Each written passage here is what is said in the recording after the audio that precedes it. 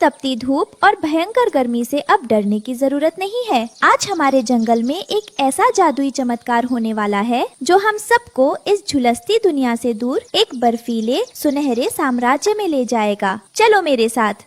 सूरज आसमान से आग बरसा रहा था और सुंदर वन के सारे पक्षी गर्मी से बेहाल होकर हाफ रहे थे। रानो चिड़िया के बच्चे मुन्ना, गुड़िया और कुकू तपती धूप के कारण उड़ने में भी असमर्थ थे। ओहो, आज तो गर्मी ने सारे रिकॉर्ड तोड़ दिए हैं। मेरे मासूम बच्चे इस तपती धूप में ना तो खेल पा रहे हैं और ना ही आराम से सो पा रहे हैं। काश हमारे पास कोई ऐसी ठंडी जगह होती जहाँ ये बच्चे सुरक्षित रह पाते। तभी आधी रात को आसमान से एक नीली रोशनी बिखेरता हुआ जादुई हिम तारा सीधा मैदान में आ गिरा, जिसने पूरी हवा को कड़ाके की ठंडक में बदल दिया। अरे भाई बंटी, न्यू देख आसमान की तरफ। यो क्या गजब हो गया। आधी रात को सूरज निकल आया के इतनी तेज नीली रोशनी तो मैंने अपनी पूरी जिंदगी में ना देखी। सूरज नहीं हरिया भाई, ये तो कोई टूटता हुआ तारा है जो सीधा हमारे जंगल के मैदान में आ गिरा है। पर भाई कमाल देखो, इसके गिरते ही कड़कती गर्मी गायब हो गई और हवा इतनी ठंडी हो गई कि मेरे पंख कांपने लगे हैं। अरे ओ हरिया, बंटी, तुम दोनों यहाँ खड़े खड़े तमाशा देख रहे हो। दौड़ो, वो तारा रानो चिड़िया के घोंसले के पास वाले मैदान में गिरा है। वहाँ तो ऐसा लग रहा है जैसे कश्मीर की वादियों जैसी बर्फ जमने लगी हो। चलो रानो को जगाकर ये खबर देते हैं। सभी पक्षी उड़कर रानो के घोंसले के पास पहुँचते हैं और जोर जोर से आवाज लगाने लगते हैं। रानो, हरी ओ रानो बहन, जल्दी बाहर आ। भगवान ने तेरी पुकार सुन ली से। तेरे घोंसले के ठीक नीचे आसमान से एक जादुई चीज आ गिरी से। क्या हुआ हरिया भैया, इतनी रात को तुम सब इतने उतावले क्यों हो रहे हो? और अरे, ये अचानक इतनी ठंडी हवा कहाँ से चलने लगी? मेरा तो बदन सुहावना महसूस कर रहा है। सुनो जंगल के निवासियों, ये कोई साधारण तारा नहीं है। ये प्राचीन किताबों का जादुई हिम तारा है। इसकी शक्ति से बनी कोई भी चीज इस भयंकर गर्मी में कभी नहीं पिघलेगी। रानो, ये तारा सिर्फ तुम जैसी एक नेक दिल माँ की पुकार पर यहाँ आया है।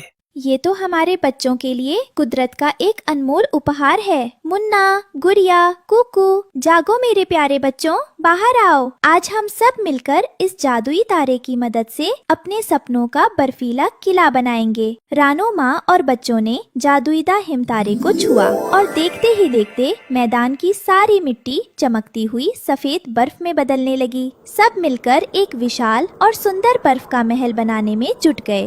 माँ देखो, मैं बर्फ की सुंदर और मोटी मोटी दीवारें बना रहा हूँ। ये दीवारें हमारे घर को बाहर की इस जानलेवा धूप और गर्मी से पूरी तरह सुरक्षित रखेंगी। और माँ, मैं इस घर के लिए बर्फ की पारदर्शी खिड़कियाँ बना रही हूँ ताकि अंदर बैठे बैठे भी बाहर का पूरा नजारा साफ देखा जा सके।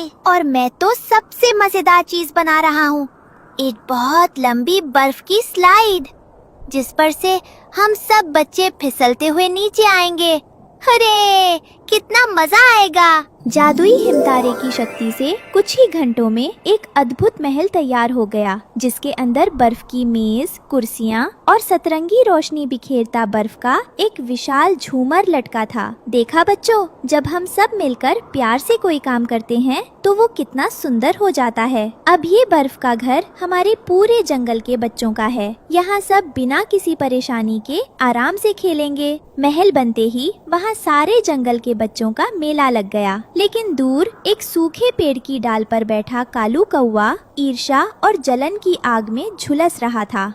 काव काव, ये रानो चिड़िया हमेशा सबकी वाहवाही लूट लेती है। देखो तो सही, सारे जंगल के बच्चे इसके गुण गा रहे हैं। इस गर्मी में सब मजे कर रहे हैं और मैं यहाँ धूप में काला हो रहा हूँ। ये सब उस जादुई हिम तारे की वजह से है।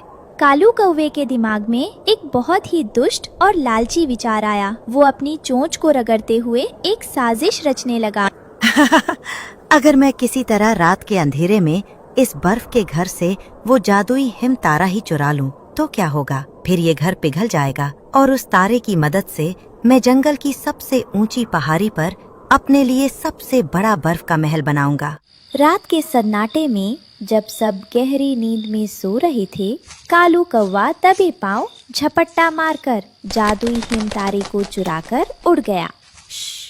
कोई जाग न जाए, बस एक बार ये तारा मेरे हाथ लग जाए, फिर तो मेरी चांदी ही चांदी है। अब मैं इस पूरे जंगल का राजा बनूंगा। तारे की जादुई शक्ति दूर होते ही बाहर की गर्म हवा ने बर्फ के घर पर हमला कर दिया और दीवारें पानी बनकर पिघलने लगीं। पानी टपकने की आवाज से बच्चों की आंखें खुल गईं। माँ, ओ माँ, जल्दी जागो, देखो हमारी बर्फ की खिड़कियाँ पानी बन रही हैं। हमारा सुंदर घर टूट रहा है माँ। हे भगवान, हमारा हिमतारा चोरी हो चुका है। बिना तारे के ये किला कुछ ही मिनटों में पानी बन जाएगा। मुन्ना, तुम यही रुको, मैं और गुड़िया चोर के पंजों के निशानों का पीछा करते हैं। कालू कौवा तारे को दबाए जंगल की सबसे ऊंची अनजान पहाड़ी की तरफ बढ़ रहा था, लेकिन तभी एक भयानक बर्फीली आंधी चली और वो रास्ता भटककर एक अंधेरी गुफा में जा घुसा। बाप रे बाप, यहाँ तो बहुत ठंड है। इस गुफा के अंदर तो घोर अंधेरा है। चलो थोड़ी देर यहाँ रुक जाता हूँ, फिर सुबह अपना महल बनाऊंगा।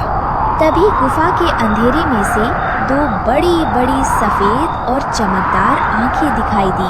वो इस जादुई हिमतारे का प्राचीन रक्षक, एक विशालकाय बर्फीला भालू था। मूर्ख कौवे, तेरी इतनी हिम्मत कि तूने ब्रह्मांड के सबसे पवित्र हिमतारे को चुराने का दुस्साहस किया। तू एक चोर है, तूने बच्चों की खुशी छीनी है। अब तू हमेशा के लिए मेरी कैद में रहेगा। नहीं नहीं, मुझे छोड़ दो भालू जी, मुझसे बहुत बड़ी गलती हो गई। मैं तो बस छोटा सा महल बनाना चाहता था। मुझे मत पकड़ो, बचाओ, कोई मुझे बचाओ। तभी साहसी रानू चिड़िया पंजों के निशानों का पीछा करते करते उस खौफनाक गुफा में दाखिल हुई। उसने देखा कि कालू कौवा भालू के भारी पंजे में दबा हुआ अपनी जान की भीख मांग रहा है। माँ देखो, कालू अंकल ने ही हमारा तारा चुराया था। इन्हें इनके किए की सजा मिल रही है। चलो हम अपना तारा लेकर चुपचाप यहाँ से भाग चलते हैं। नहीं मुन्ना, भले ही कालू ने हमारे साथ गलत किया, लेकिन इस समय वो बहुत बड़ी मुसीबत में है। एक माँ कभी किसी को तड़पता हुआ नहीं देख सकती। हमें कालू की जान बचानी होगी। रानू चिड़िया बिना डरे उस विशाल भालू के सामने खड़ी हो गई और आदर से अपने हाथ जोड़ लिए। प्रणाम भालू देव, मैं जानती हूँ कि कालू ने लालच में आकर अपराध किया है, लेकिन भालू देव, सजा देने से बड़ा धर्म क्षमा करना होता है। कालू को अपनी गलती का एहसास हो चुका है, कृपया इसे छोड़ दीजिए। चिड़िया, तू उस चोर को बचाने के लिए मुझसे विनती कर रही है जिसने तेरा घर उजाड़ दिया। तुझे अपने घर की चिंता नहीं है? घर तो बर्फ का है भालू देव, वो दोबारा बन सकता है, लेकिन अगर आज कालू का जीवन खत्म हो गया तो वो कभी वापस नहीं आएगा। भूल सबसे होती है, लेकिन जो अपनी भूल सुधारना चाहे उसे मौका मिलना चाहिए। रानू की निश्चल और दयालु बातें सुनकर विशाल भालू का कठोर दिल पिघल गया और उसने कालू कौवे को आजाद कर दिया। कालू तुरंत रानू के पैरों में गिर पड़ा। रानू बहन, मुझे माफ कर दो, मैं बहुत बुरा हूँ।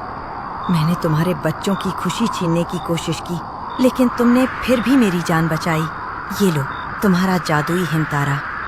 आज के बाद मैं कभी किसी का बुरा नहीं सोचूंगा। कालू, तूने अपनी गलती मान ली है, इसलिए आज तेरी जान बच गई। रानू चिड़िया, ये जादुई तारा हमेशा के लिए तुम्हारा हुआ। जाओ और अपने साम्राज्य को खुशियों से भर दो। रानू चिड़िया ने उस जादुई हिमतारे को वापस लाकर जैसे ही स्टैंड पर रखा, एक महा चमत्कार हुआ। पिघला हुआ पानी दोबारा बर्फ बनने लगा और महल पहले से 5 गुना बड़ा और आलीशान महामद महल बन गया। पूरा सुंदर वन इस अद्भुत नज़ारे को देखकर दंग रह गया। चारों तरफ बर्फ के झूले और खेल का मैदान तैयार हो चुका था। कालू अब पूरी तरह बदल चुका था और बच्चों का दोस्त बन गया था। काओ काओ, प्यारे बच्चों, चलो चलो सब लाइन में लग जाओ।